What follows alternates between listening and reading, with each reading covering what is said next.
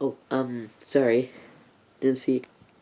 Um, We are, finishing season 2 today with the Time Meddler. Let's go.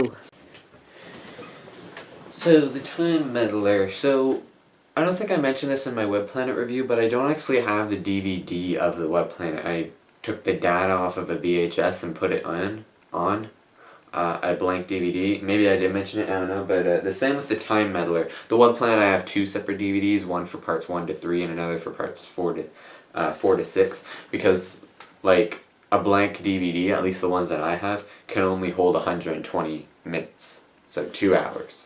And when you do the math, since each classic episode is about 25 minutes, that would be 25 minutes for the first episode, 50 minutes for the second episode, 1 hour and 15 minutes for the third episode, 1 hour and 40 minutes for the fourth episode, and then 2 hours and 5 minutes for the fifth episode. So supposedly, I could transfer 4 episodes and most of the fifth episode onto a DVD. So the Web Planet, I split it 3 and 3 because it takes a lot of energy to put more data on a DVD than to put little data. So I figured, like, why would I put like 4 and 2, because then the one with 4 episodes will be acting a lot more difficult, so I just split 3 and 3. However, the Time Meddler is simply a 4-parter, so I just have it on one separate DVD like this. So there we go. So yeah, so the Time Meddler opens up because, okay, so at this point, the First Doctor is the only member of the original cast still standing. Because if we're going to assume that the original cast was everyone who appeared in the first episode, well, pretty much everyone who appeared in the first episode didn't appear in any other episode except for Barbara, Susan, Ian, and the Doctor. And Susan left after the Dalek invasion of Earth, Barbara and Ian left after the chase, so the Doctor's the only one left to appear in every story. Even him didn't appear in every single episode. He went on, like, holiday for some of the Keys of Marinus and stuff like that. But anyway, the story opens up with the TARDIS very quiet, because Barbara and Ian aren't around. It's just the Doctor and Vicky. I believe, well, it's the first time since the very beginning of the Doctor's travels that he's only had one other person with him. But they try to make it very clear that it's just so quiet without them, because they make it so that, like, you can hear the clocks ticking and everything, and Vicky says that she'll miss them, and the Doctor's like, who? As if he's trying to forget that they existed. He even says the line, first Susan and now them, referencing back to how Susan left the TARDIS earlier. But anyway, so then they hear a noise in the back of the TARDIS, and they're nervous that's a Dalek from the previous story. And what does the Doctor do to get himself a weapon?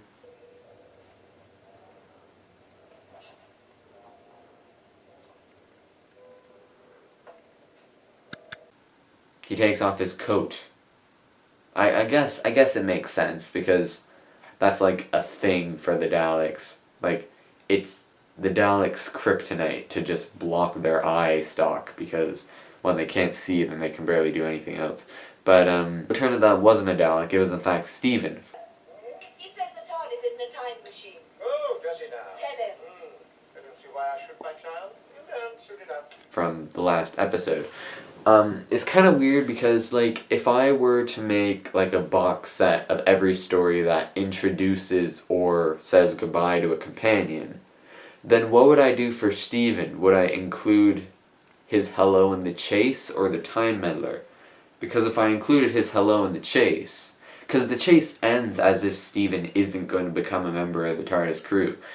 It just, like, the Doctor, Ian, and Barbara and Vicky thought that he was dead at the end of that story. They revealed to us that he's alive, but, like, they don't even drop any hint whatsoever that he's going to become a main member of the TARDIS crew.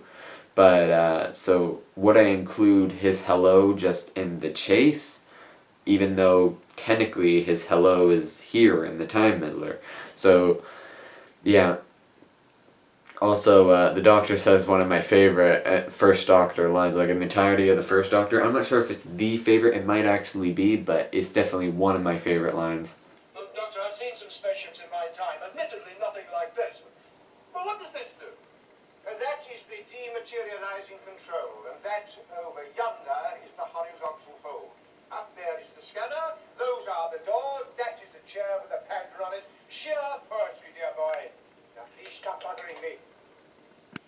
It always cracks me up. Up there is the scanner, those are the doors, that is the chair with the panda on it. Yeah, actually, there were two of my favorite lines in this story, and another one was, Young man, what do you think of that now, eh? A Viking helmet? Maybe. What do you mean, maybe? What do you think it is, a space helmet for a cow? Donkey for children? space helmet for a cow. Okay, anyway, yeah, so this story is, it's kind of very arguable as to whether it is a historical or not. Historical. But anyway, it's arguable as to whether this is a historical or not, because technically it is. Because the definition of a historical is a Doctor Who story where there's no science fiction stuff in it and it's accurate to history.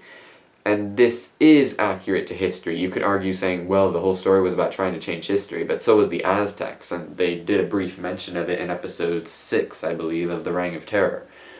But the only thing that people could argue to say that this isn't a historical is the monk. This is the first time that we actually see another Time Lord other than the Doctor and Susan. On my second channel, Carolou II, which you better go subscribe to soon. You just go into my main channel, look under featured channels, it's right there. But there I do reviews of all the stories with my dad and my stepmom. We're going on like a marathon thing. But while we're doing that, I have this checklist thing, and like at the end of the first Doctor era, I'm going to reveal the checklist and say, this is how many times the Doctor did this is how many times a companion did this, and one of them is how many different Time Lords we've seen. So of course, I would have 3 marks after the first Doctor era, right? One for the Doctor, one for Susan, one for the monk. But it's never said that they're Time Lords, it's just said that they're from the same place. Of course, the monk seems to be, back to whether this is a historical or not, but like, technically, there isn't a Doctor Who story with no science fiction stuff, because even the historical ones, like the Aztecs, the Reign of Terror, Marco Polo, they still have the Doctor, some of them Susan, and the TARDIS in it. And the Doctor and Susan are arguably Time Lords, and therefore a piece of science fiction. And the TARDIS is obviously a piece of science fiction, so if we're going to ignore the Doctor, Susan, and the TARDIS, why not ignore the monk and his TARDIS? Because, you know, in fact, if we are gonna, if someone just says, okay, fine, nothing's a historical if it has any piece of science fiction, even the Doctor or the TARDIS or whatever, then that means that there is literally only one episode in the history of the Doctor Who universe that could be given the title of a historical. Just one out of the entire history of the Doctor Who universe, and it's not even Doctor Who. It's Torchwood. It's an episode of season 1. It was like, they talk about it possibly being an alien threat, but it just turns out to be normal people. I can't remember what it is, and I don't think that they use any science fiction technology in it, so that episode of Torchwood is like the only one where he's 100% okay. All the others, the Aztecs, Time Meddler, whatever, are at risk, we'll say. But, yeah. I think it's officially not a historical because it has the monk and his TARDIS in it. I would call it a historical. It has to do with the Vikings and stuff like that. But, you know, so the monk just seems to be kind of a mystery for the story. Like, you kind of just have no idea what the heck he's doing because, like, like the Doctor and the monk reveal to know each other, and like for the first episode the monk just seems to be like an eavesdropper from that time, like listening into what they have, but in episode 2 the Doctor and the monk actually reveal that they know each other and the audience are just like, huh? But at the end of episode 3 is the real cliffhanger, and I'm surprised that this isn't like a cliffhanger that everyone talks about. Like, everyone talks about the very first cliffhanger of Doctor Who, a shadow appearing. Ooh, a shadow. That was a little throwback to my first review of An Unearthly Child. But, has it really been 2 years? I'm gonna pick up the pace. But anyway, so, and everyone talking about the first cliffhanger of the Daleks, Plunger coming to suck on Barbara's face. But, like, I'm surprised that no one's barely ever talking about the cliffhanger for the end of episode 3, because, like, everyone must have been like on the edge of their seats for the entire week waiting for episode 4 to roll in. I mean, like, maybe some people figured it out themselves because they knew the Doctor and the Monk knew each other, but I doubt that many people could think of it when Vicky and Steven open up a supposed coffin or whatever. I have no idea what it is. It's like a box thing. Because remember, the TARDIS is supposed to take on the appearance of something that would blend into its environment. So like, if it magically appeared here, it might take on the appearance of a pillow, for example. But of course, like, I would notice, because I know how many of each thing there are on here. So I would notice there's an extra pillow, but it might take on the appearance of that, or it might just take on the appearance of a speck of dust. Not really sure how they would get out, but the point is that the Monk's TARDIS is that box thing. So Steven and Vicky enter, and they see it's the TARDIS, cliffhanger, boom, gotta wait for next week for episode 4. It's like, I can just like imagine how many people would have been like for the entirety of the week. But so yeah, and at the end of episode 4, the Doctor, because a thing with Time Lash, sorry, kind of going forward a bit, but the thing with Time Lash is that the Doctor narrowly escapes like a life or death situation, but we don't see how he did it. So at the end of the episode, his companion asks him, so how did you escape? And he simply says, oh, I might explain it to you one day. And here, and then we never find out. I'm pretty sure that it's never revealed how he escaped. So like, magic or whatever. And I doubt that we ever will, because, you know, Doctor Who's starting to forget about the olden days. But and besides, I'm sure that they wouldn't want to make a reference to Time Lash anyway, since it's like the most hated story of all time. Some say the second, after the Twin Dilemma. 6th Doctor era was not a good era. But this happens here too. The Doctor does something to screw the Monk up, and then when Vicky and Steven ask him what the heck he did, he simply says, oh, I'll explain it to you one day. And that was my phone.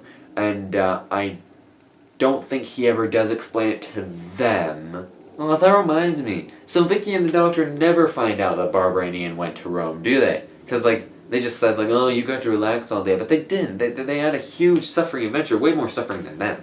But so yeah, now that Barbara and Ian are gone, I don't know. Well, Vicky did say that's possible that they could land their time again. I don't know.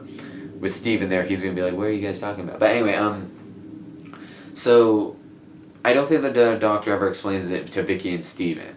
Because they left from their own free will. Sorry if this is a kind of a spoiler or something, but Vicky and Steven don't die. Well, I guess they do of old age eventually, but like the point is that they don't die, that they leave the TARDIS crew on their own free will. You know, the 11th Doctor, sorry, jumping forward again, he says in The Power of Three, some of my companions get left behind, some leave themselves, and some die. And Vicky and Steven just leave by themselves. And I can just imagine them just chilling in their new life without the Doctor. Then all of a sudden they're just like, oh no, we never figured out what the Doctor did to mess with the Monk. Oh crap.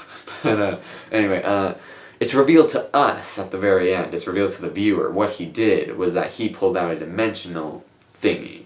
I don't know, there's so many things in the TARDIS, but there's a dimensional thingy that allows it to bend 3 dimensions. Because like, one of my friends at school, I was explaining to her about the TARDIS in Doctor Who, and then she just said, it's impossible for it to be bigger than the... And then I tried to say, well, you see, and then I couldn't really think of it, but I think I'm starting to get now. I think it's somehow...